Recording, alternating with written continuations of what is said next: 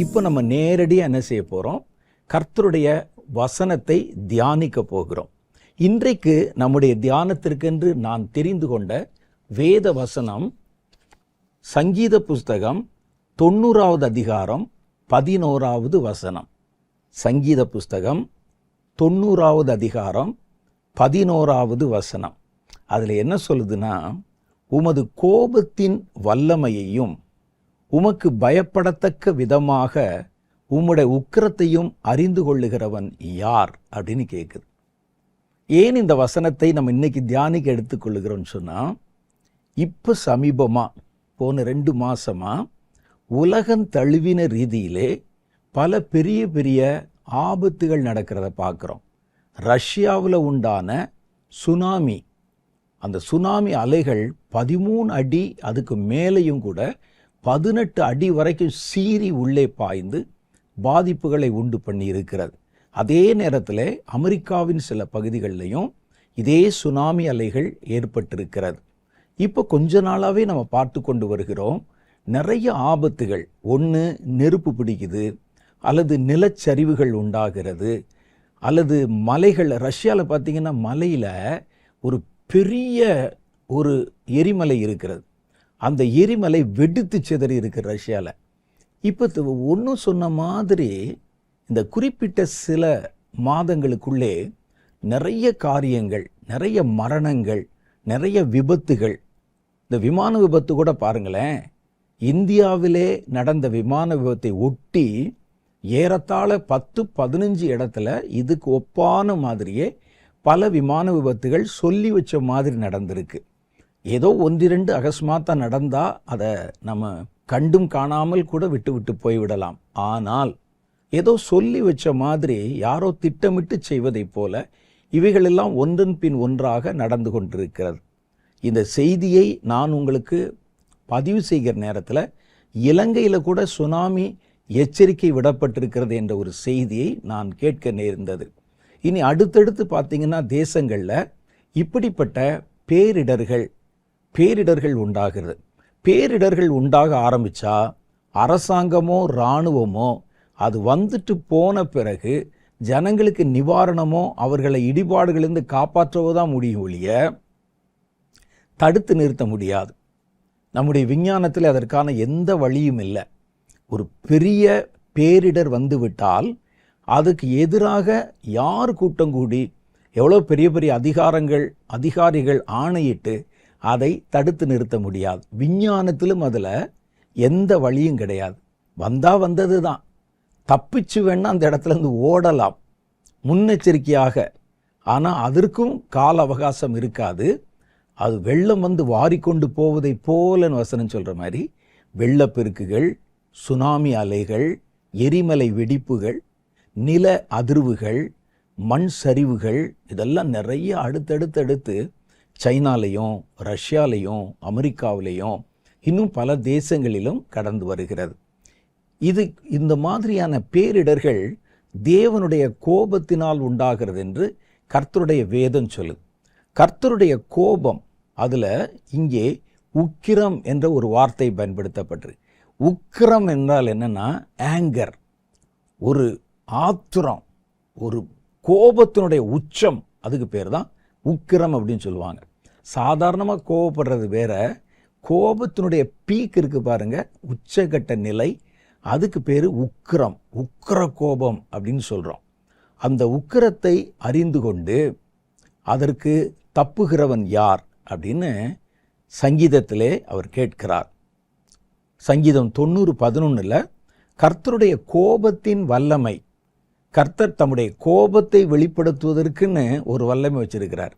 அந்த வல்லமையில் தான் மலைகள் விலகி போகிறது, ஆறுகள் கொந்தளிக்கிறது, சமுத்திரங்கள் முழக்கமாகிறது, வானம் நட்சத்திரங்கள் குலுக்கப்பட்டு அத்திக்காய்களைப் போல விழுகிறது. கோபப்படுறது பெருசில்லை, கோபத்தில் அவருடைய வல்லமை வெளிப்படுது பாருங்க. அந்த வல்லமைக்கு பேர் கோபத்தின் வல்லமை அப்படின்னு பேர்.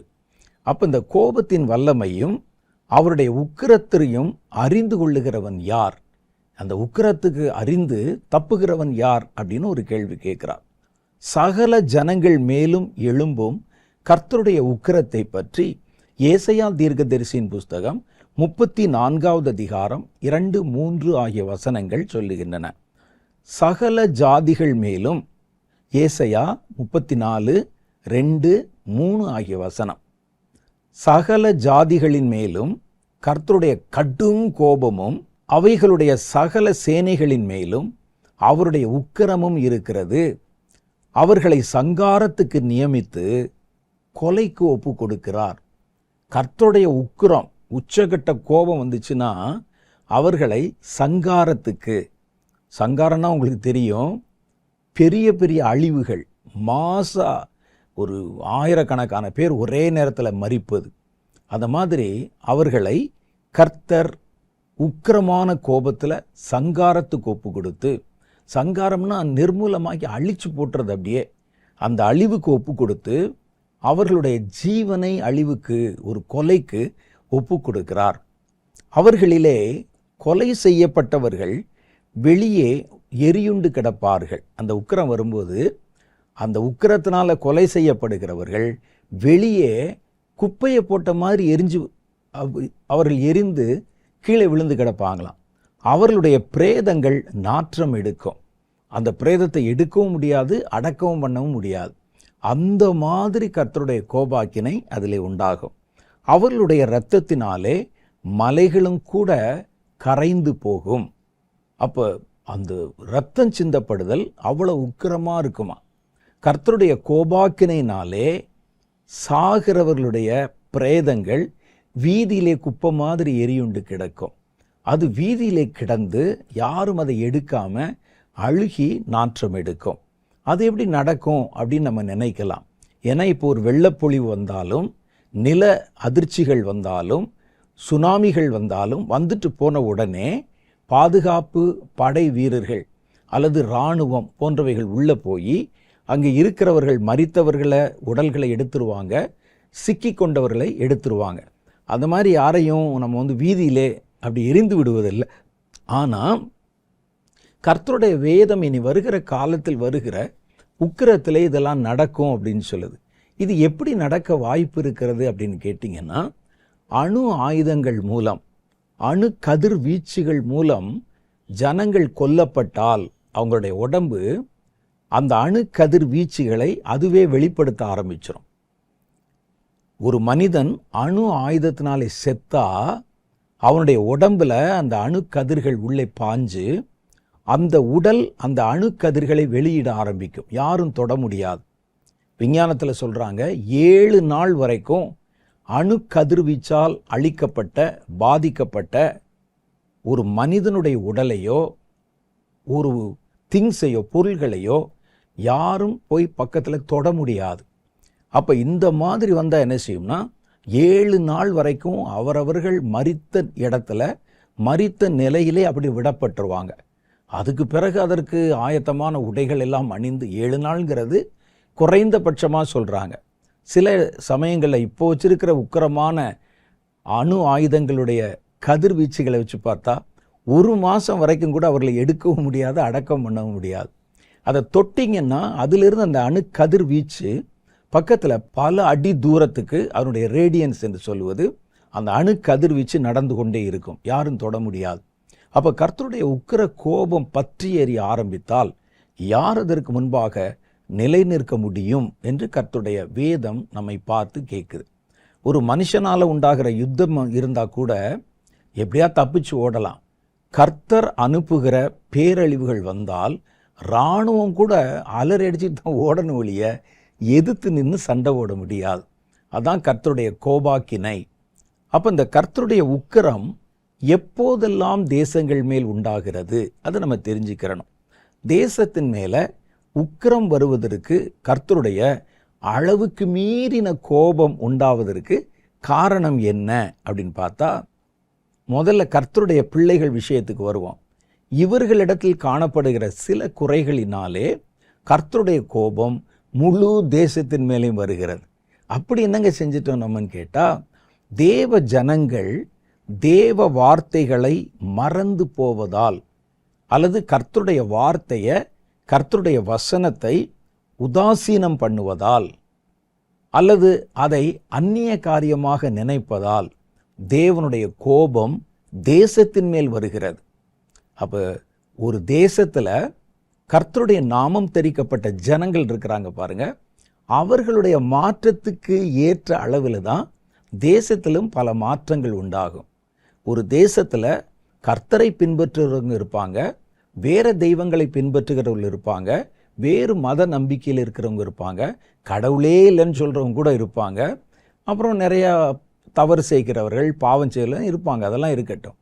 ஆனால் கர்த்தர் யாரை மையப்படுத்தி அந்த தேசத்தை அவர் கண்காணிக்கிறார் அப்படின்னு சொன்னால், அந்த தேசத்திலே கர்த்தர் வைத்திருக்கிற தேவ ஜனங்கள் அவங்க எப்படி இருக்கிறாங்க என்பதை கர்த்தர் பார்க்கிறார். நீங்கள் நல்லா பார்த்தீங்கன்னா சபையில் நீங்கள் நல்லா ஒரு காரியத்தை கவனித்து பார்க்கணும். சபையிலையும் ஊழியர்கள் தேவனுடைய பிள்ளைகள் நடுவில் என்னென்ன தப்பிதங்கள் நடக்குதோ அதே காரியம்தான் தேசத்தில் வெளியேயும் நடக்கிறத நீங்கள் பார்க்கலாம்.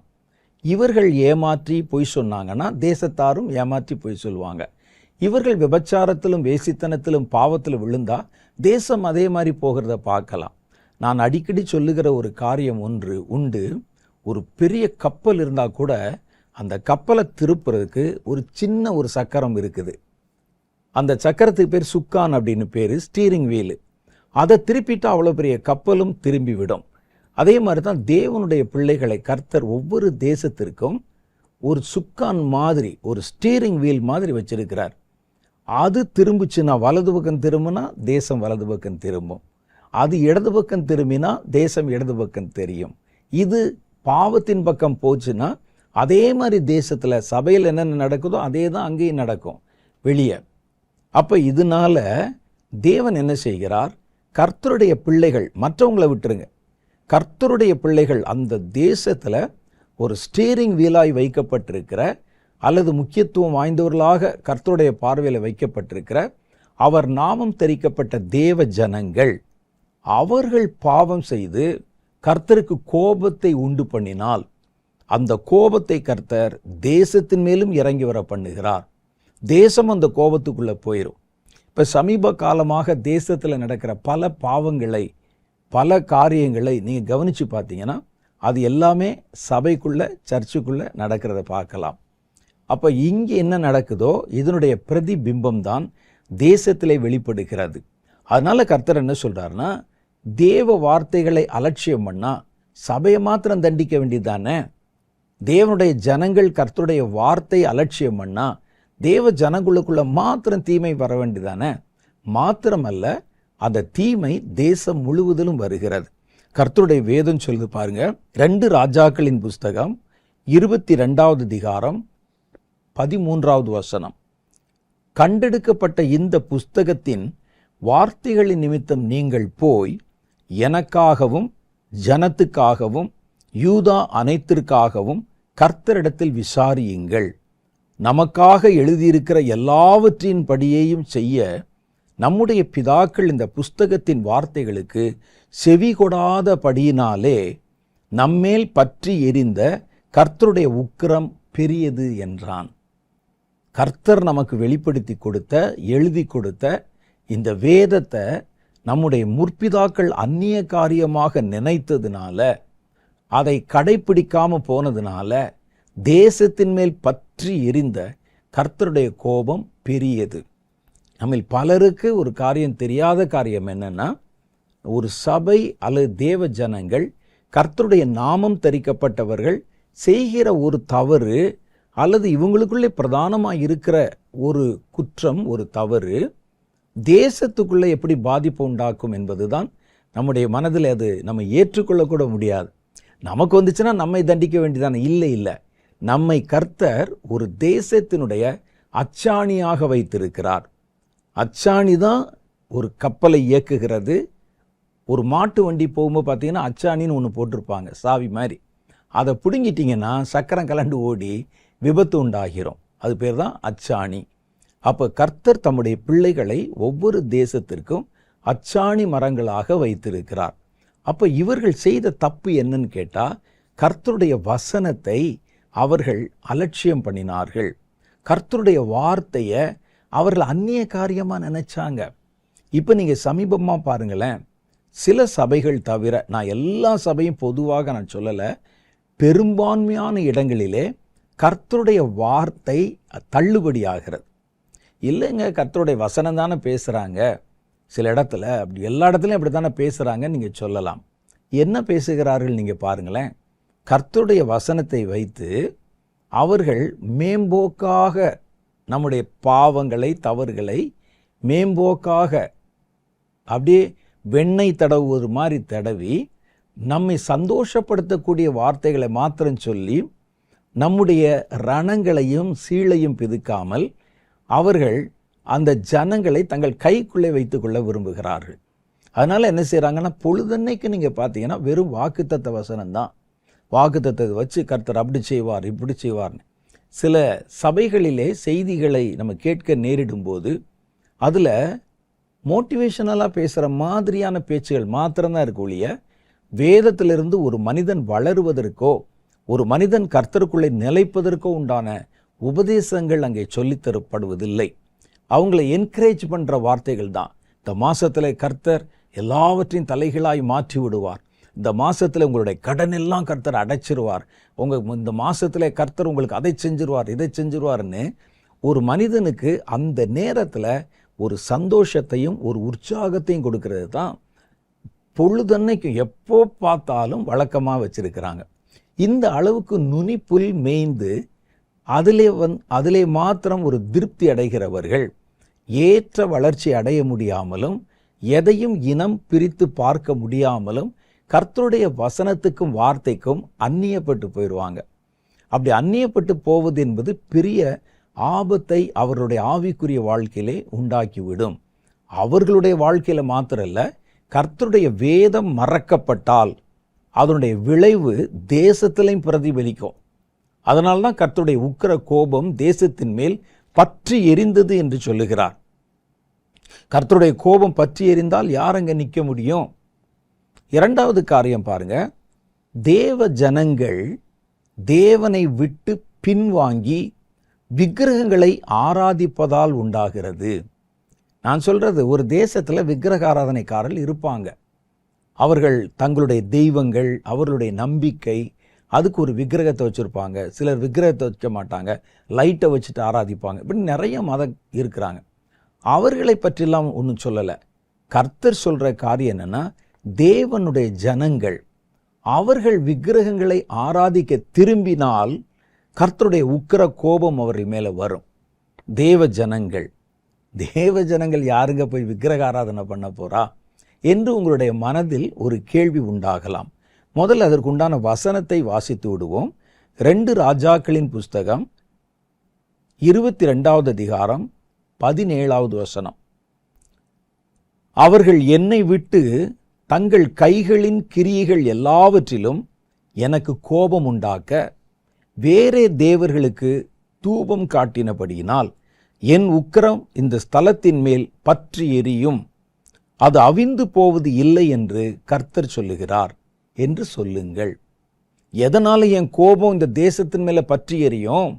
என் நாமம் தரிக்கப்பட்ட என் ஜனங்கள் என்னை விட்டு பின்வாங்கி தங்கள் கை வேலைப்பாடான விக்கிரகங்களை ஆராதிக்க, விக்கிரகங்களை நம்ப அவர்கள் துவங்கி விட்டார்கள் அப்படின்னு எழுதியிருக்கு. அது ராஜாக்கள் காலத்தில் அப்படி நடந்தது. இந்த வார்த்தை இப்போ உள்ள காலத்துக்கு எப்படி இணைகிறது, எப்படி சேர்க்கப்படுதுன்னு பார்த்துருவோம். விக்கிரகம் என்று சொல்லுகிற வார்த்தை வெறும் கையினால் செய்யப்பட்ட விக்கிரகத்தை மாத்திரம் குறிப்பது அல்ல. இன்னைக்கு பார்க்குறோம் நம்ம விக்கிரகங்கள், சிலை என்று சொல்லப்படுகிறது. ஒரு மரத்தில் செய்வாங்க, உலோகத்தில் செய்வாங்க, கல்லில் செய்வாங்க. இப்படி பல்வேறு வடிவங்களிலே சிலைகளை செய்கிறார்கள். அவைகளை செய்து அவர்களுடைய நம்பிக்கையின் அடிப்படையில் அதற்கு தூபம் காட்டி ஆராதனை செய்து வழிபாடுகள் செய்கிறாங்க. அவர்கள் அறியாமலே செல்றாங்க, அது வேற. ஆனால் தேவனுடைய பிள்ளைகள் அவர்கள் செய்கிற ஒரு விக்கிரக ஆராதனை இருக்கு. அது எப்படி இந்த காலத்தில், அது எதை நம்ம விக்கிரக ஆராதனை என்று வேதம் சொல்லுகிறது என்பதை கவனித்து பார்க்கணும். கையினால் செல்லப்பட்ட மரத்திலேயோ கல்லிலேயோ உலோகத்திலேயோ செய்யப்பட்டது மாத்திரமல்ல, வேறு சில ஆவிக்குரிய விக்கிரகங்களை பற்றி கர்த்தருடைய வேதம் சொல்லுகிறது. என்ன சொல்லுது அப்படின்னு பார்த்தீங்கன்னா, புசிப்பது, குடிப்பது, விளையாடுவது மாத்திரமே வாழ்க்கை என்று வாழ்வது பேரு விக்கிரக ஆராதனை. நமக்கு தெரியாத ஒரு விக்கிரக ஆராதனையை வேதம் சொல்லுது. புசிப்பது, குடிப்பது, நல்லா சந்தோஷமாக நேரத்துக்கு சாப்பிடணும், குடிக்கணும், வெறிக்கணும், அப்புறம் விளையாட்டுக்கு எழுந்திருக்கணும். இப்படி எழுந்திருப்பது எப்போ பார்த்தாலும் விளையாட்டு தான். அந்த விளையாட்டுகள் மேலே கவனம் செலுத்தி அதற்காக இன்னைக்கு தேசமே தவித்து கொண்டிருக்கிறத பார்க்குறோம். ஒரு விளையாட்டுகளில் ஒரு கிரிக்கெட் இருக்கட்டும், ஒரு இது இருக்கட்டும், நமக்கு தெரியும் கிரிக்கெட்டில் இவ்வளோ ஸ்கேம் இருக்குன்னு சொல்கிறாங்க, ஃபிக்ஸிங் பண்ணுறாங்கன்னு சொல்கிறாங்க. இப்படி பல விஷயங்கள் என்னென்னமோ இருந்தால் கூட ஒரு பெரும் திரள் கூட்டம் அதை நம்பி தேசத்தில் சாப்பாட்டுக்கு வழி இல்லை, தேசத்தில் பல பிரச்சனைகள், பல பொருளாதார காரியங்கள், இதுக்கு எல்லாவற்றுக்கு நடுவில் ஒரு பக்கம் அது கோலாகலமாய் ஓடிக்கொண்டிருக்கிறது. வேதத்தில் சொல்லுது பாருங்க, 1 கொரிந்தியன் புஸ்தகம் 10வது அதிகாரம் 7வது வசனம். அதில் சொல்கிறாங்க, ஜனங்கள் புசிக்கவும் குடிக்கவும் உட்கார்ந்து விளையாடுவதற்கு எழுந்தார்கள் என்று எழுதியிருக்கிறபடி அவர்களில் சிலர் விக்கிரக ஆராதனைக்காரர் ஆனது போல நீங்களும் ஆகாதிருங்கள். அப்போ இதை விக்கிரக ஆராதனைன்னு சொல்கிறாங்க. என்ன? புசிப்பும் குடிப்பும். அதே தான் அவனுடைய மையக்கர். சாப்பிடக்கூடாதுன்னு சொல்லலை, ஒரு தண்ணியிலையும் குடிக்கூடாதுன்னு சொல்லலை. இங்கே சொல்கிறது வேற குடியை சொல்லியிருக்கோம். ஆனால் கர்த்தர் சொல்கிறது பாருங்கள், சாதாரண நம்ம குடிக்கக்கூடிய காஃபி, டீ போன்ற காரியங்களாக இருந்தால் கூட சிலருக்கு பார்த்தீங்கன்னா அவர்களுடைய தேவன் வயிறுன்னு போட்டிருக்கோம். அவனுடைய நோக்கம், கவனம், அவனுடைய எண்ணம் முழுசும் சாப்பிடணும் சாப்பிடணும் சாப்பிடணும், இந்த உலக பிரகாரமான காரியங்கள். அடுத்தது தேவையில்லாத காரியம் இருக்குது பாருங்கள், விளையாட்டு. இந்த வசனத்தை எப்படி எழுதுனாங்க இந்த நாட்கள்னு சொன்னால், பவுல் அப்போஸ்தலர் காலத்தில் இந்த விளையாட்டு என்பது ரொம்ப பிரபலமாக இருந்தது. ரோமர்கள் ஆட்சிக்கு வர்றதுக்கு முன்னால் இஸ்ரவேல் தேசத்தை இந்த கிரேக்கர்களுடைய ஆட்சி நடந்தது. அது வேதத்தில் நமக்கு எழுதப்படலை. வேதத்தினுடைய பழைய ஏற்பாட்டு காலத்துக்கும் புதிய ஏற்பாட்டு காலத்துக்கும் இடைப்பட்ட காலத்தில் ஒரு பேரரசின் ஆட்சி வந்தது. அது கிரேக்க பேரரசு. இந்த கிரேக்கர்களில் அலெக்சாண்டர் உங்களுக்கு தெரியும், அவர் மிகப்பெரிய மன்னராக உலக அளவிலே பிரசித்தி பெற்ற ஒரு ராஜாவாக இருந்தவர். உலகம் முழுவதையும் பிடித்து தன்னுடைய அரசாளுமையின் கீழ் கொண்டு வந்து விட வேண்டும் என்பதில் தனியாத தாகம் கொண்டவராக இருந்தார். அவருடைய தகப்பனாருக்கு பேர் பிலிப்பு என்பது பேர். அவர்தான் ரோம பேரரசை ஸ்தாபித்தவர். அவருடைய காலத்தில் ஒலிம்பிக் என்ற விளையாட்டு நடைமுறைக்கு கொண்டு வரப்பட்டது. அந்த ஒலிம்பிக் தான் இப்போ வரைக்கும் நடக்குது. 4 வருஷத்துக்கு ஒரு முறை, அப்பவும் அப்படித்தான், 4 வருஷத்துக்கு ஒரு முறை அந்த மகா பெரிய ஒலிம்பிக் விளையாட்டு நடத்தப்படும்.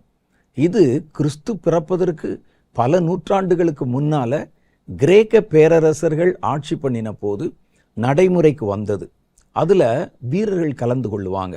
அதுக்கு முன்னால் அவங்க என்ன செய்வாங்கன்னா, இந்த 4 வருஷமும் பல இடங்களில் சின்ன சின்னதாக ஒரு மல்யுத்த சண்டை, மிருகங்களோட சண்டை, அப்போ இருந்த அந்த விளையாட்டுகள் வித்தியாசமானது. அப்புறம் அம்புகளை வைத்து சண்டை, வாளை வைத்து சண்டைன்னு பல இடங்களில் இந்த டோர்னமெண்ட்ஸ் நடத்துவாங்க. ஜனங்கள் பைத்தியம் பிடிச்ச மாதிரி, இப்போ இருக்கிற அதே மாதிரி தான் பைத்தியம் பிடிச்ச மாதிரி அந்த விளையாட்டுகளில் நேரம் செலவழிப்பார்கள்.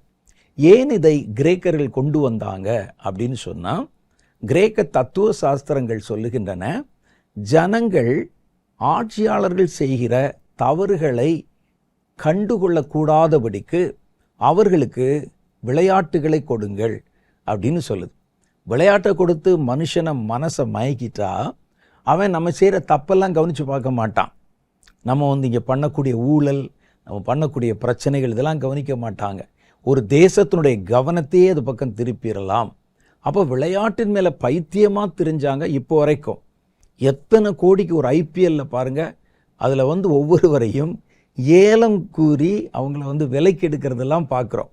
அந்த நாட்களில் அடிமை வியாபாரங்கள் இருந்தபோது அடிமைகளை கொண்டு நிறுத்தி அவங்கள ஒரு ஆக்ஷன் போட்டு ஒரு ஏலம் வைத்து யார் அதிக விலைக்கு கேட்குறாங்களோ அவங்களுக்கு கொடுப்பாங்க. அது மாதிரி இன்னைக்கு காரியங்கள்லாம் நடக்குது. இளைஞர்கள் அதில் வெறி பிடிச்சி திரியிறதை பார்க்குறோம். அவர்களெல்லாம் ஒரு பக்கம் விட்டுட்டா கூட, இந்த ஊழியக்காரர்களை கூட நீங்கள் பார்த்தீங்கன்னா, அவர்களுக்கு எப்போ பார்த்தாலும் இரவு பகலாக விளையாடக்கூடாதுன்னு நான் சொல்ல மாட்டேன், உங்களுக்கு எந்த என்டர்டெயின்மெண்ட் இருக்கக்கூடாதுன்னு நான் சொல்லலை. ஆனால் இவர்கள் முழுக்க முழுக்க அதை விக்கிரகமாக்கி அதன் பின்னால் ஓடுகிறார்கள் பாருங்கள். இதுக்கு பேர்லாம் விக்கிரக ஆராதனைன்னு சொல்கிறாங்க. புசிப்பும் குடிப்பும். வாழ்க்கையில் நமக்கு சில காரியங்கள் அத்தியாவசியம், ஆனால் அதுக்கு அளவுக்கு மீறி இடம் கொடுத்து அவைகளை குறித்து ரொம்ப கவனத்தை செலுத்தி சாப்பாட்டுக்காகவே வேலை செய்கிறது, சாப்பிடவும் குடிக்கிறதுக்காகவே வாழ்க்கையில் பல மணி நேரங்களை அதற்கே செலவிடுவது, இதெல்லாம் விக்கிரக ஆராதனை என்று கர்த்தருடைய வேதம் சொல்லுது. ஜனங்கள் புசிக்கவும் குடிக்கவும் உட்கார்ந்து விளையாடுவதற்கு எழுந்தாங்க. அப்போ சாப்பிட வேண்டியது, குடிக்க வேண்டியது, விளையாட வேண்டியது, சாப்பிட வேண்டியது, குடிக்க வேண்டியது, விளையாட வேண்டியது. பாருங்க, அதைத்தான் விக்கிரக ஆராதனை என்று சொல்லுகிறார். 1 கொரிந்தியர் 10வது அதிகாரம் 7வது வசனத்தில் இருக்குது. இது ஒரு விக்கிரக ஆராதனை. இது இன்னைக்கு சபைக்குள்ளே வந்துருச்சு, உங்களுக்கு தெரியும். 2வது காரியம் பாருங்க, பொருள் ஆசை. பொருள் ஆசைக்கு பேரு விக்கிரக ஆராதனை. எபேசியர் 5வது அதிகாரம் 5வது வசனமும், கொலோசியருக்கு எழுதின நிருபம் 3வது அதிகாரம் 5வது வசனமும் இதை நமக்கு தெளிவாக சொல்லுகிறது.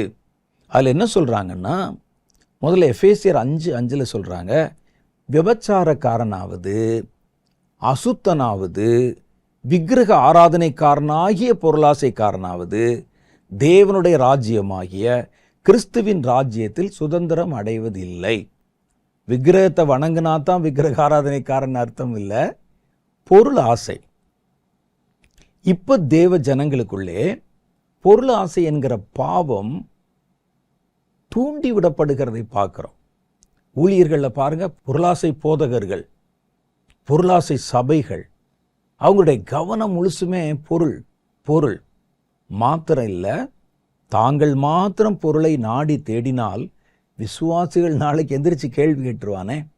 அதனால் என்ன செய்கிறாங்க, அவர்களுக்குள்ளும் பொருள் ஆசை என்ற உணர்ச்சியை தூண்டி விடுறாங்க, ஆசையை தூண்டி விடுறாங்க.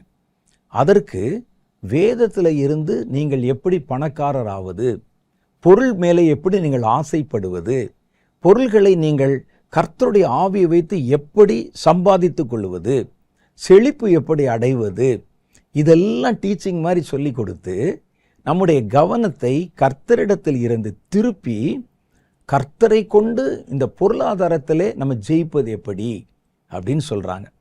இது சரியான முறைதானா அப்படின்னு ஒரு கேள்வி நமக்குள்ளே வரலாம்.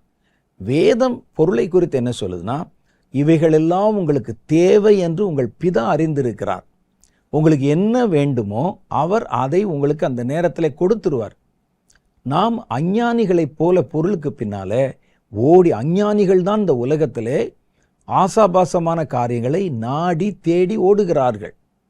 வேதம் சொல்லுது, இந்த பணம், காசு, பொருள் என்பது பாவம் அல்ல, ஆனால் அதுதான் முக்கியம் என்று கருதி தேவனை பின்னுக்கு தள்ளிட்டு ஓடுறான் பாருங்க, அது பாவம். பொருள் பாவம் இல்லை, பொருள் ஆசை பாவம். அப்போ பொருள் மேலே வைக்கிற அபரிமிதமான ஆசை. ஒருவன் ஏழையாக இருந்துமே பொருளாசைக்காரனாக இருக்கலாம், ஒருவன் பணக்காரனாக இருந்துமே பொருளாசை இல்லாதவனாகவும் இருக்கலாம். இந்த ஏழையாக இருப்பான், கையில் வீட்டில் ஒன்றும் இருக்காது, ஆனால் பொருள் மேலே ஆசை இருக்கும். இந்த பொருள் ஆசை என்பதே விக்கிரகம். அந்த பொருளாசைக்காரர்கள் பொருளை தேடிக்கொண்டே இருப்பார்கள்.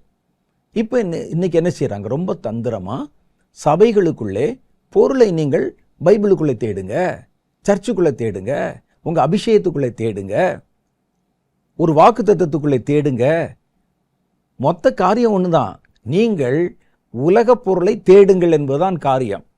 நீங்கள் அதை போய் வெளியே வியாபாரத்தில் தேடினாலும் சரி, கடல் கடந்து போய் வெளிநாட்டில் தேடினாலும் சரி, உங்கள் சர்ச்சுக்குள்ளேயே பைபிளுக்குள்ளே தேடினாலும் சரி, பொருள் ஆசை தான் அதில் முக்கியமானது.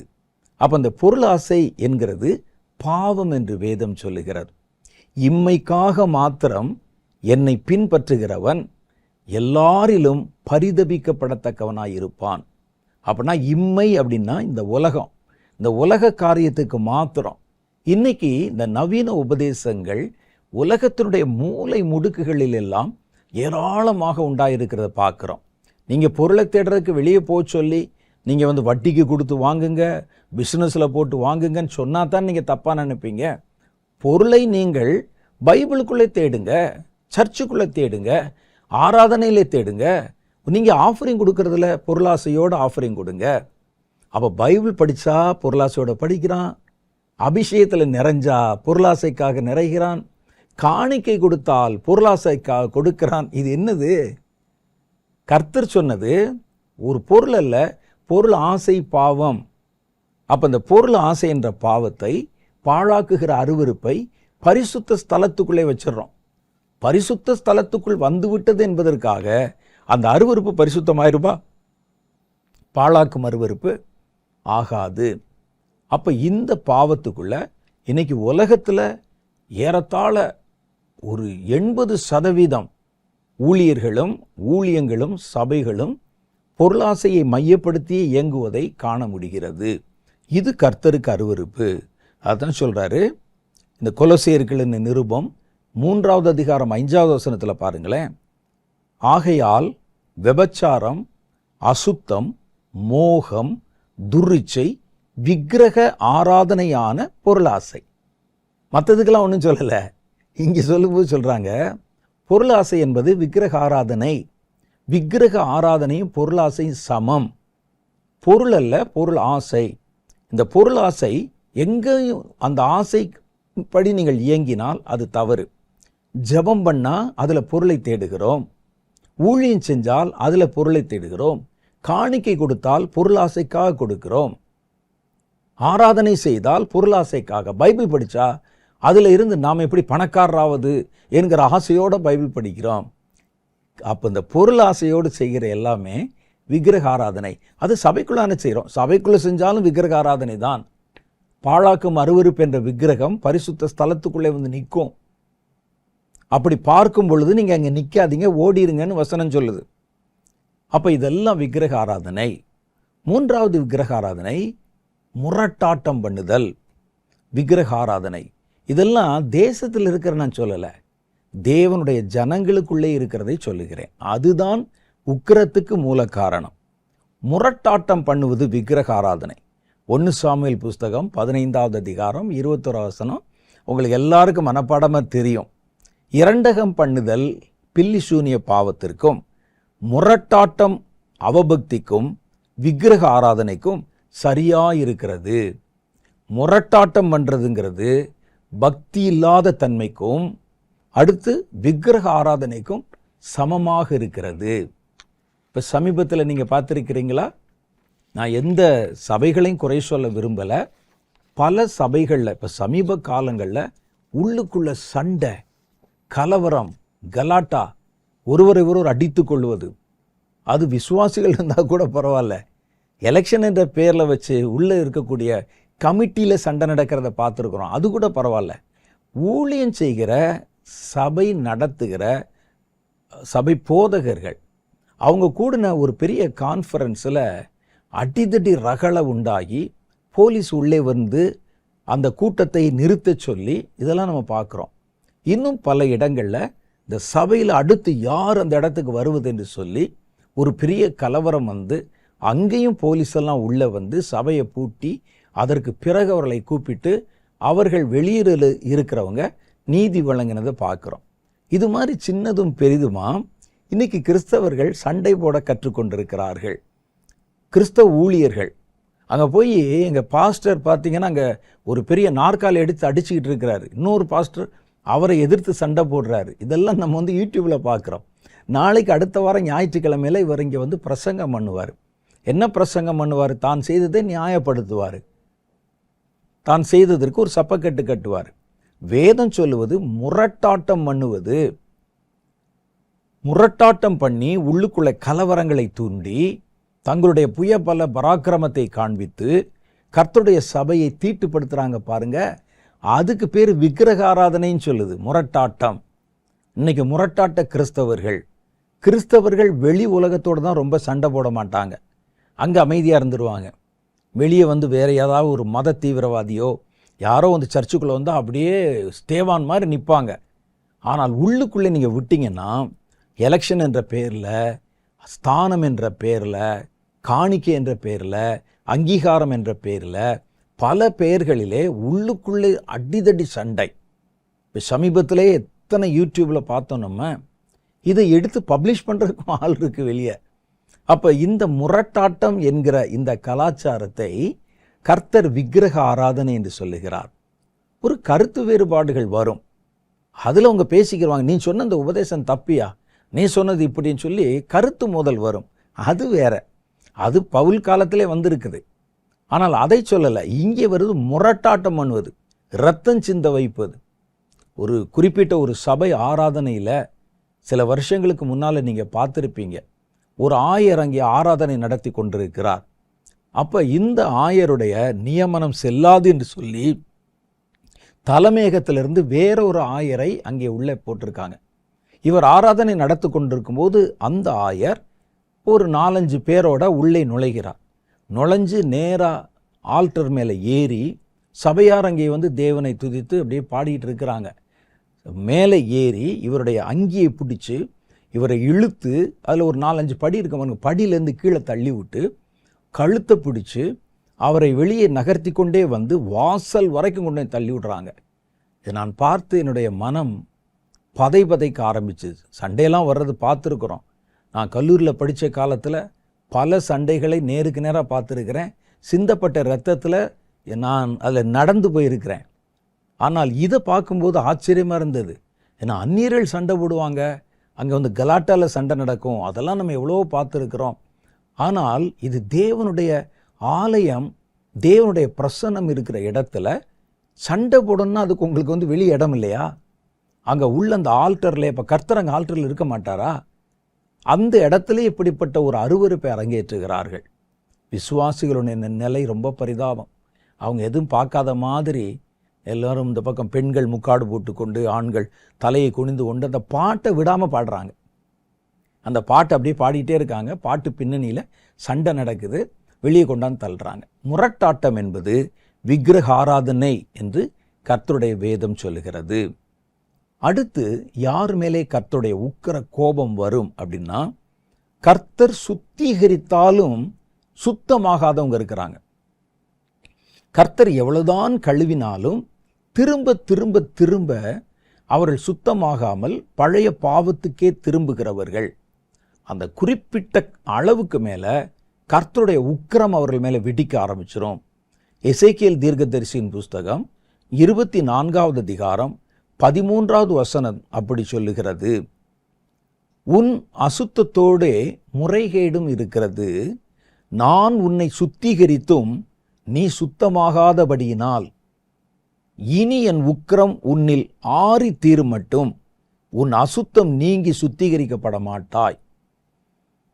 நான் உன்னை சுத்தப்படுத்தி பரிசுத்தமாக்கி என்னுடைய காரியத்தை நிறைவேற்றும்படி உன்னை வச்சிருந்தா, நீ திரும்ப திரும்ப அந்த பாவத்தில் போய் விழுந்து மறுபடியும் உன்னை அசுத்தமாக்கி கொள்ளுகிறதுனால இனி நான் என் உக்கிரத்தினாலே உன்னோடு கூட போராடுவேன், என் உக்கிர கோபம் உன்மேலே பற்றி எரியும் என்கிறார்.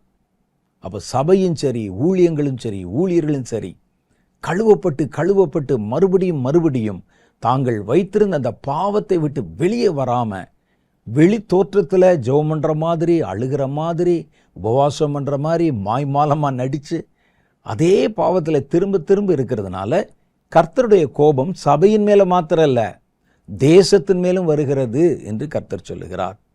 சுத்திகரிக்கப்பட்டதை உணராதவனை பற்றி 2 பேதுருவின் புஸ்தகத்தில் 1வது அதிகாரம் 5-9 வரைக்கும் உண்டான வசனங்களை பேதுருவும் சொல்லியிருக்கிறார். ஒருவன் தான் சுத்திகரிக்கப்பட்டதை உணராமல் மறுபடியும் அதே பாவத்தில் குளிக்கிறது, மறுபடியும் சேற்றில் போய் புரளுவது, குளிப்பது, சேற்றில் புரளுவது, இப்படி மாறி மாறி மாறி அவனுடைய வாழ்க்கை வித்தியாசப்படுவதை பற்றி அங்கே சொல்கிறார். 2 பேதுரு 1வது அதிகாரம் 6 சில வசனங்கள். இப்படி இருக்க நீங்கள் அதிக ஜாக்கிரதை உள்ளவர்களாக உங்கள் விசுவாசத்தோட தைரியத்தையும், தைரியத்தோட ஞானத்தையும், ஞானத்தோட இச்சையடக்கத்தையும், இச்சையடக்கத்தோட நீடிய பொறுமையையும், பொறுமையோட தேவ பக்தியையும், தேவபக்தியோட சகோதர சிநேகிதத்தையும் அன்பையும் கூட்டி வழங்குங்கள்.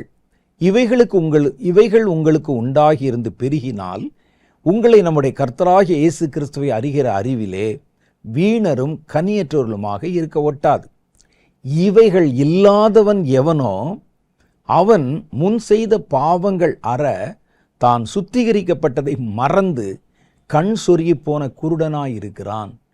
தான் மீட்கப்பட்டது, ரட்சிக்கப்பட்டது, இரத்தத்தினால் கழுவப்பட்டது, அது எல்லாவற்றையும் மறந்து மறுபடியும் அந்த பழைய சுபாவத்தில் போய் அவன் விழுகிறவனாக இருக்கிறான் என்று கர்த்தருடைய வேதம் சொல்லுது. அப்போ இப்படிப்பட்டவர்கள் தங்களுடைய பழைய பாவத்தோடையே சபைக்குள்ளே இருந்து முன்ன வெளியே செஞ்சாங்க. இப்போ தேவனுடைய பிள்ளைகளோட கலந்து இந்த காரியத்தை செய்கிறார்கள். இப்படிப்பட்டவர்களை கொண்டிருக்கிற சபைகள், இப்படிப்பட்ட தேவனுடைய பிள்ளைகள், கர்த்தருக்கு அருவருப்பானவர்கள், இவர்கள் நிமித்தமாக கர்த்தருடைய உக்கிர கோபம் தேசத்தில் பற்றி எறிய வாய்ப்பு இருக்கு.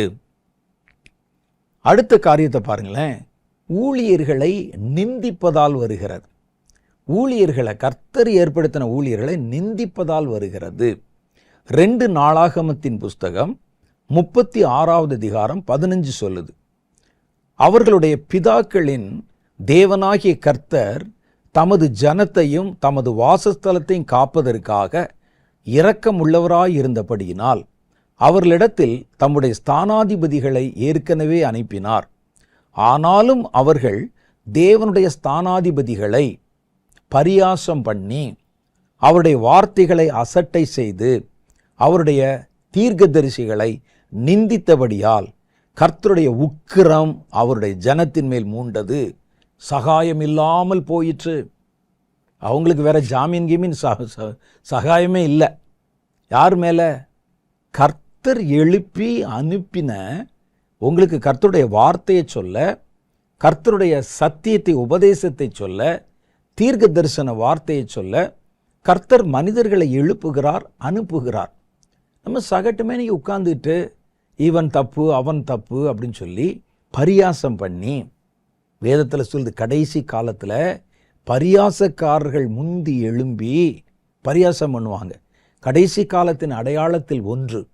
இப்படி தேவனுடைய ஜனங்களை நிந்திப்பதுனால சிலர் பேசுகிற சத்தியங்களையும் செய்திகளையும் கேட்டால் எனக்கே என்ன தோணுதுன்னா, கர்த்தர் தேசத்தில் ஒரு ஊழியக்காரனை கூட எழுப்பலை போல இவரை தவிர அப்படின்னு தோணுது.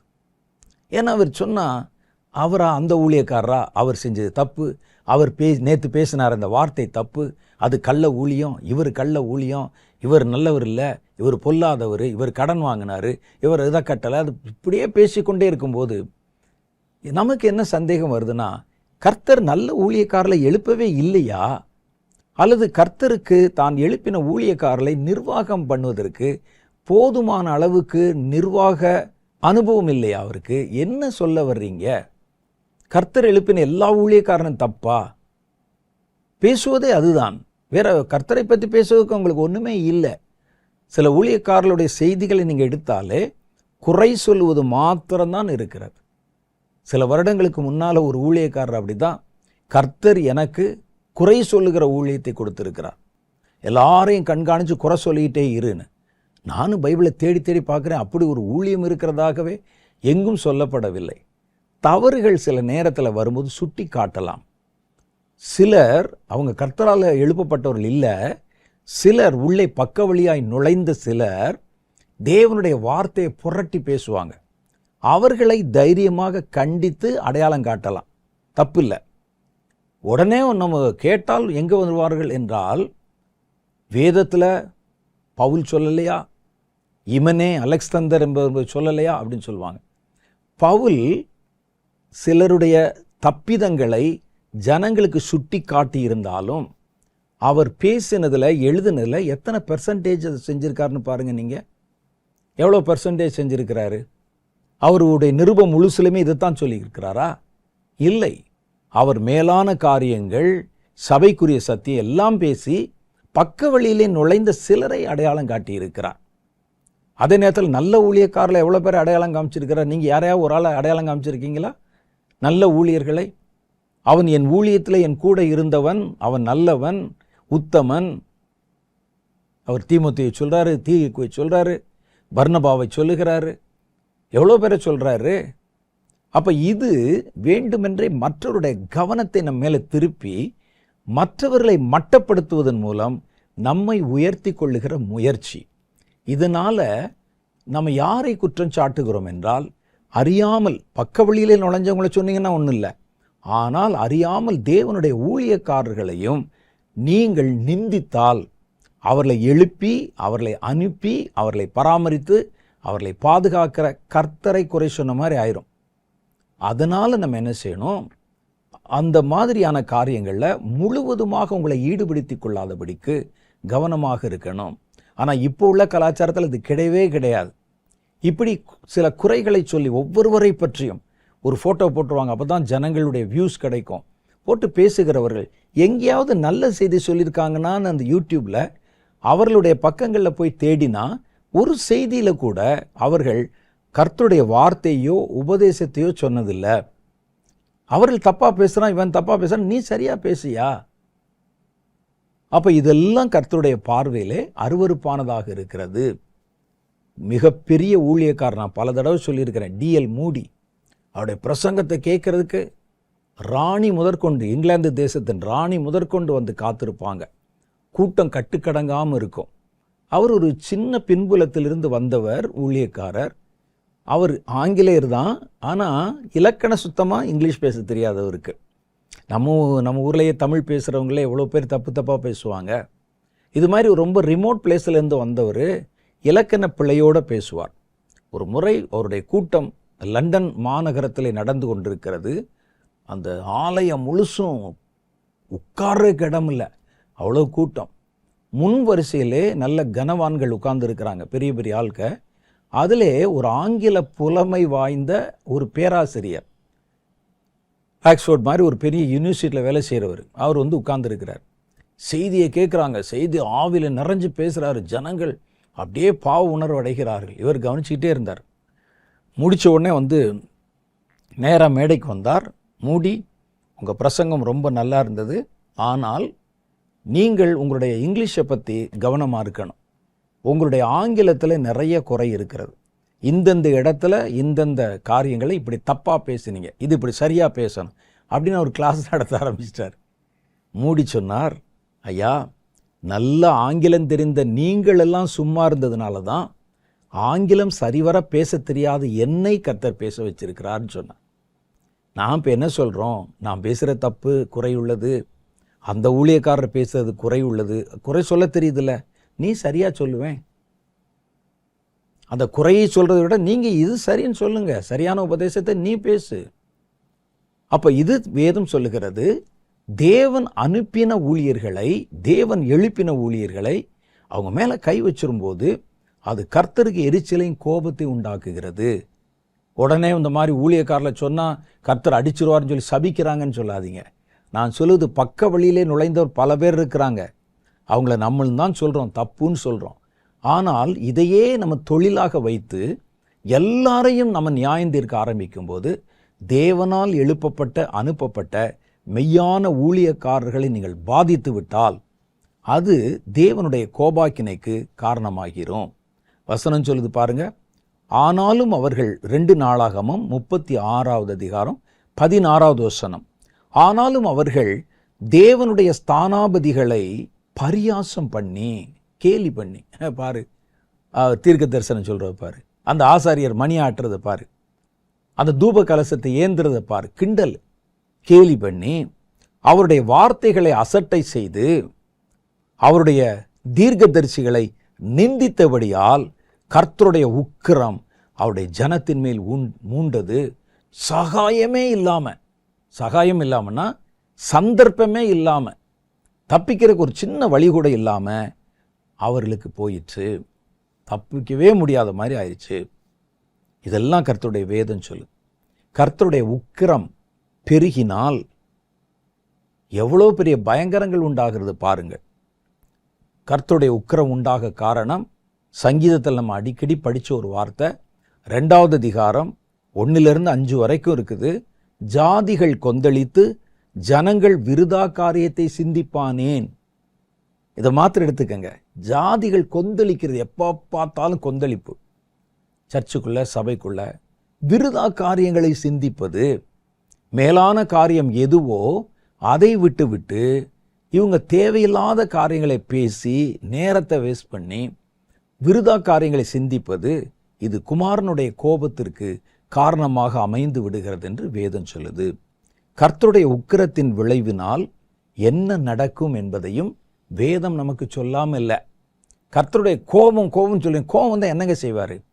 ஒவ்வொருவரும் ஒன்று செய்கிறத பார்த்துருப்போம். நீங்கள் ஸ்கூலில் படித்தா ஒவ்வொரு வகுப்புக்கும் ஒவ்வொரு ஆசிரியர் வருவாங்க. ஒவ்வொரு வாத்தியாரும் ஒவ்வொரு மாதிரி கோவப்படுவார். ஒருவர் கோவப்பட்டால் அவ்வளோதான், அன்றைக்கி கிளாஸே நடத்த மாட்டார், அமைதியாக உட்காந்துருவார். இன்னும் ஒருவர் கோவப்பட்ட அடி வெளுத்து பின்னிடுவார். ஒவ்வொருவரும் தங்கள் கோபத்தை வேற வேற மாதிரி வெளிப்படுத்துவாங்க. கர்த்தருக்கு கோபம் வந்தா அவருடைய உக்கிரம் எப்படி வெளிப்படும்? கர்த்தருடைய வேதம் சொல்லுது பாருங்க, கர்த்தருடைய வார்த்தையிலே உண்டான எல்லா சாபமும் அவர்கள் மேல வருமாம். 2 ராஜாக்களின் புஸ்தகம் 22வது அதிகாரம் 16வது வாக்கியம் அப்படி சொல்லுகிறது. இதோ யூதாவின் ராஜா வாசித்த புஸ்தகத்தின் வார்த்தைகளில் எல்லாம் காட்டியிருக்கிற பொல்லாப்பை நான் இந்த ஸ்தலத்தின் மேலும் அதன் குடிகளின் மேலும் வர பண்ணுவேன். கர்த்தருடைய கோபம் வந்துருச்சுன்னா வேதத்தில் சொல்லப்பட்டிருக்கிற சாபங்கள் இருக்கு பாருங்க, பாதிப்புகள், இழப்புகள், இவைகள் எல்லாம் அந்த தேசத்தில் வந்து சேரும் என்று வேதம் சொல்லுது.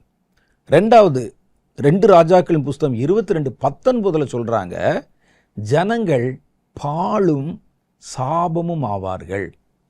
தேசம் பார்த்தீங்கன்னா பாழாய் போய்விடும். தொழிலெல்லாம் முடங்கி போய், வீதிகளெல்லாம் விரிச்சோடி போய், குடும்பங்களெல்லாம் அழிந்துபட்டு போய் கையேந்துகிற நிலைக்கு வந்து பாழா போயிடுவாங்க ஜனங்கள். சடுதி மரணங்கள், சடுதியிலே உண்டாகிற அழிவுகள் வரும். 1 கொரிந்தியர் புஸ்தகம் 10வது அதிகாரம் 8, 9, 10 ஆகிய வசனங்களை நீங்கள் வாசிச்சு பார்த்தீங்கன்னா, சடுதி மரணங்கள் திடீர்னு வெள்ளம் மாதிரி வந்து ஜனங்களை தூக்கிட்டு போயிடுது. ராத்திரி தூங்கி கொண்டிருக்கிறார்கள், நிலச்சரிவு உண்டாகி என்ன நடந்துன்னு தெரியாமல் மண்ணுக்குள்ளே புதஞ்சிடுறாங்க. விமானத்தில் ஏறுகிறார்கள், 10 செகண்டுக்குள்ள விழுந்து அதிலிருந்த பயணம் செய்த அத்தனை பேரும் காலி. சுனாமி அலைகள், பெரிய பெரிய வெள்ளப்பெருக்குகள், சடுதி மரணங்கள், சடுதியான அழிவுகள், அப்புறம் நிறைய கொள்ளை நோய்கள், இவைகள் எல்லாம் கர்த்தருடைய உக்கிரத்தினாலே உண்டாகும். 1 கொரிந்தியர் புஸ்தகம் 10வது அதிகாரம் 8, 9, 10 சொல்லுகிறது, அவர்களில் சிலர் வேசித்தனம் பண்ணி ஒரே நாளில் 23,000 பேர் விழுந்து போனார்கள். ஒரு விமானத்தில் 210 பேர் போனவங்க மரிச்சதே இந்தியாவுக்குள்ள உலகத்துக்கே ஒரு பெரிய ஷாக்கு. 210 பேர். இங்கே பாருங்க, 23,000 பேர் ஒரே நாளில் விழுந்து போனாங்க. ஒரே நாளில் 23,000 சாவு. இமேஜின் பண்ண முடியுதா? யோசிச்சு பாருங்க. அதுபோல நாமும் வேசித்தனம் பண்ணாதிருப்போம். இது இந்த வேசித்தனம் என்ற பாவத்தினால 23,000 பேர் ஒரே நாளில் செத்து போனா. 9வது வசனம் சொல்லுது, அவர்களில் சிலர் கிறிஸ்துவை பரீட்சை பார்த்து பாம்புகளால் அழிக்கப்பட்டார்கள். சர்ப்பங்கள் உள்ளே வந்து அவனை கொத்தி துர்மரணம் அவர்கள் மரித்தார்கள். 10வது வசனம் சொல்லி, அவர்களில் சிலர் முறுமுறுத்து சங்காரக்காரராலே அழிக்கப்பட்டார்கள். அப்ப இதெல்லாம் தேவனுடைய உக்கிரத்தினால் உண்டாகிற காரியங்கள். அப்ப தேசங்கள் மேல உக்கிரம் வரும் பொழுது, உலக அளவிலே பெரிய பெரிய பேரழிவுகள் வரும் பொழுது, அது கர்த்தருடைய கோபத்தினால் வருகிறது என்று கண்டுபிடித்தால் நம்ம என்ன செய்யணும்? முதல்ல கர்த்தருடைய ஜனங்கள் நம்ம மனம் திரும்பணும். நம் நிமித்தமாய்த்தான் அது வருகிறது. நம்ம சொல்லலாம், ஒருவேளை அவங்க நரபலி கொடுக்குறாங்க, அங்கே பாருங்க, அங்கே புகை போடுறாங்க, இது அதனால இல்லை. நம்மிடத்தில் தவறு வரும் பொழுதுதான் அந்த தேசத்தின் மேலே தண்டனை வருது. நாம கர்த்தருக்குள்ளே சரியா இருந்தா சமுதாயமும் சரியா இருக்கும். அப்போ கர்த்தருடைய வேதம், நம்ம ஜெபம் பண்றோம், திறப்பில் நிற்கிறோம், ஐயோ வெள்ளம் வருதேன்னு சொல்றோம். ஆனால் அதுக்கு முன்னால நமக்குள்ளே இருக்கிற காரியத்தை நீங்க சரிப்படுத்தணும். இப்போ இந்திய தேசத்தில் அந்த தேசத்தினுடைய நன்மைக்கும் தீமைக்கும் கர்த்தர் வைத்திருக்கிற ஒரு ஸ்டீரிங் வீல் அந்த தேசத்தில் இருக்கிற தேவனுடைய பிள்ளைகள் தான். அப்ப இந்த தேவனுடைய பிள்ளைகள் வெறுமனே திறப்பிலே நின்று ஜெபம் பண்றதுனால மாத்திரம் இல்லை, இவர்கள் மேல் வந்த இந்த கோபாக்கினையின் பாவங்கள் இருக்கு பாருங்க, இதுதான் தேசத்திலே பிரதிபலிக்குது. அப்போ ஜெபம் பண்ண போகிறதுக்கு முன்னால் சபைகள் சீர்பொருந்தணும், ஊழியங்கள் சீர்பொருந்தணும், கிறிஸ்தவர்கள் விசுவாசிகள் சீர்பொருந்தணும், நம்முடைய வழிகள் மாற்றப்படணும், அப்புறம் ஜெபம் பண்ணணும். ஏனென்றால் இதற்கு காரணம் நம்மிடத்தில் இருக்கிறது என்பதை நம்ம விளங்கி கொள்ள வேண்டும். கர்த்தர் அதனால் நம்ம ஜெபம் பண்ண போகும்போதெல்லாம் நம்முடைய பாவத்தை, தானியேல் எப்படி தன் பாவத்தை அறிக்கை செய்தார், தேசத்தினுடைய பாவத்தை அவர் அறிக்கை செய்தார். நம்ம என்ன செய்யணும், நம்ம பாவத்தை மாத்திரல்ல, கிறிஸ்தவ சமுதாயத்தினுடைய பாவங்கள், சபைகளுடைய பாவங்கள், ஊழியர்களுடைய பாவங்கள், கிறிஸ்தவ சமுதாயத்தினுடைய பாவங்கள், இவைகளை அறிக்கை செய்யணும். இவர்கள் தேவனுக்கு உண்மையாக நடக்கலை என்பதனால தான் கோபமானது தேசத்தின் மேலே பற்றி எரிகிறது. இதை நம்ம சரி பண்ணிட்டு அப்புறம் கர்த்தருடைய பாதத்தில் திறப்பிலை நின்று நம்ம ஜெபம் பண்ணணும். அப்போ தான் கர்த்தருடைய கோபம், உக்கிர கோபம் அணைக்கப்படும், தவிர்க்கப்படும். அப்படி இல்லாமல் அந்த பாவத்துக்கு காரணமான நம்மளே பாவத்தை உணராமல், ஐயோ ஆண்டவரே தேசத்தில் வந்துட்டு திறப்பிலை நின்னா அது கர்த்தரை கேலி பண்ணுற மாதிரி ஆயிரும். அப்போ தேவனுடைய கோபம் இன்னும் அதிகமாக பெருகிரும். தன் பாவத்தை குறித்து எந்த உணர்வும் இல்லாமல் இவன் என்னமோ பெரிய நீதிமான் மாதிரி வந்து நின்று பரிந்து பேசி கொண்டிருக்கிறானேன்னு கோபம் அதிகமாயிரும். முதல்ல நாம் திருந்தணும், ஜெபிக்கிறவர்கள் தங்களுடைய நிலையை மாற்றிக்கொள்ளணும், சபைகள் தங்கள் நிலையை மாற்றிக்கொள்ளணும், அப்புறம் ஜெபம் பண்ணணும். அந்த ஜெபம் அதிக பலம் உள்ளது, தேசத்தை பாதுகாக்கும் வல்லமையுடையது. ஒரு சின்ன ஜெபம் பண்ணிடுவோமா? ஜெபிப்போம். அன்பும் இரக்கம் நிறைந்த எங்கள் பரலோக பிதாவே, நாங்கள் பேசிக்கொண்ட காரியத்தை கர்த்தர் கவனித்து கேட்டிருக்கிறீர். கர்த்தருடைய பிள்ளைகள், தேவனுடைய ஜனங்களுக்குள் உண்டாகிற மாறுபாடுகள் தான் தேசத்திலே கர்த்தருடைய உக்கிர கோபம் வெளிப்பட காரணமாக அமைந்து விடுகிறது என்று நாங்கள் அறிந்திருக்கிறோம். தேவனே, உடைய உக்கிர கோபம் பற்றி எரிவதற்கு முன்னால, ஆண்டவரே, தேசமானது சீர் பொருந்துவதற்கு முன்னால, தேசம் சமாதானத்தையும் மகிழ்ச்சியும் சந்திப்பதற்கு முன்னால, கர்த்தருடைய ஜனங்களுக்குள்ளே ஒரு சுத்திகரிப்பை, ஒரு மன மாறுதலை, அவர்கள் மேலே ஆண்டவரை வருகிற கோபாக்கினையின் உக்கரத்தை அவிக்கத்தக்கதாக அவருடைய பாதைகளை கர்த்தர் செவ்வை பண்ணும்படிக்காக நாங்கள் ஜெபிக்கிறோம். நாங்கள் முதல்ல மனம் திரும்புகிறோம் ஆண்டவரே. எங்கள் சபைகள் மனம் திரும்புகிறது ஆண்டவரே. எங்கள் ஊழியங்கள் மனம் திரும்பட்டும் ஆண்டவரே. எங்கள் விசுவாசிகள் மனம் திரும்பட்டும் ஆண்டவரே. உக்கிர கோபத்திற்கு காரணமான எந்த பாவமும் முதல்ல எங்கள் நடுவிலிருந்து களை விடுங்கப்படட்டும் அப்பா. அவைகள் எல்லாவற்றையும் கர்த்தர் சுட்டெரிப்பீராக. கர்த்தருடைய அக்கினி வரும்பொழுது, கர்த்தருடைய வல்லமை வரும்பொழுது, தேவனே, உமக்கு விரோதமான உம்முடைய உக்கிர கோபத்திற்கு காரணமான பாவங்களை எங்கள் நடுவிலிருந்து, எங்கள் சபையின் நடுவிலிருந்து, எங்கள் சமுதாயத்தின் நடுவிலிருந்து கர்த்தர் வேரோடு அதை பிடுங்கி போடுவீராக. பின்பு நாங்கள் திறப்பிலே நின்று எங்கள் பாவங்களுக்காகவும் கர்த்தாவே தேசத்தில் வருகிற பயங்கரங்களுக்காகவும் மன்றாடி ஜெபிக்கும் போது எங்கள் ஜெபத்தை கவனித்து கேட்பீராக. தொடர்ந்து இந்த வார்த்தைகளை கேட்ட ஒவ்வொருவரையும் கர்த்தர் சீர்பொருத்தி ஆசீர்வதிப்பீராக. அவருடைய தேவைகளை சந்தியும், அவர்களை கர்த்தர் தம்முடைய பூரண கிருபையினால் மூடிக்கொண்டருளும். இன்னும் மேலான காரியங்களுக்கு மேலான நோக்கத்தோடு ஜெபம் பண்ண கர்த்தர் உம்முடைய பிள்ளைகளுக்கு உதவி செய்தருளும். இந்த வாரத்தை ஆசீர்வதியும். இந்த வாரத்தில் அவர்கள் செய்கிற எல்லா காரியங்களிலும் கர்த்தருடைய கிருபையும் கர்த்தருடைய அந்யோன்ய பிரசனமும் கூட இருந்து அவர்களுக்கு நன்மைகளை கொடுக்கும்படிக்காக நான் மன்றாடி ஜெபிக்கிறேன். என் ஜெபங்களை ஏற்றுக்கொண்டு உம்முடைய பிள்ளைகளை ஆசீர்வதியும். இயேசு கிறிஸ்துவின் மூலம் என் ஜெபத்தை ஏற்றுக்கொள்ளும் எங்கள் பிதாவே, ஆமென். கர்த்தர் இந்த நாளில் நம்மோடு கூட பல காரியங்களை வெளிப்படுத்தி பேசினார். நம்ம சீர் பொருந்தணும், அப்புறம்தான் ஜெபம் பண்ணணும். சீர் பொருந்தாதவருடைய ஜெபம் பரலோகத்தில் எந்த அசைவையும் உண்டு பண்ணாது. அடுத்த வாரத்தில் நம்ம வேற ஒரு புதிய செய்தியோடு உங்களை சந்திக்கிறேன். அதுவரை கர்த்தர் உங்களை ஆசீர்வதித்து காப்பாராக. ஆமென்.